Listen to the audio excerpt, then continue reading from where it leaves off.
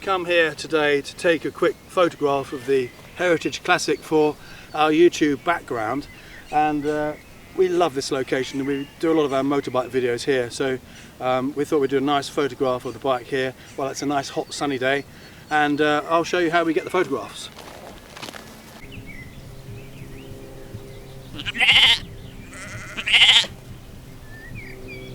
Now I want to get nice and low on the ground to get a lot of foreground in.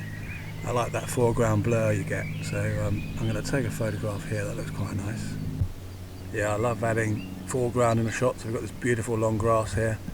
There we just pull focus, and there we are. Nice and blurred in the foreground with a beautiful house in the background. That's my house, and this is my front garden.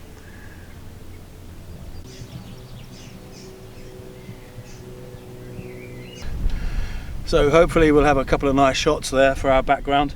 Tomorrow we're picking up the Honda Africa Twin for a complete in-depth review, so that'll be an interesting one to watch. And the following week we've got a really nice Sinis coming, and also we've got some more bikes lined up that were in the pipeline, but because of the lockdown they're sort of a bit delayed. So we've got some bikes. We've got KTM are on board now, and we've got the Indian coming.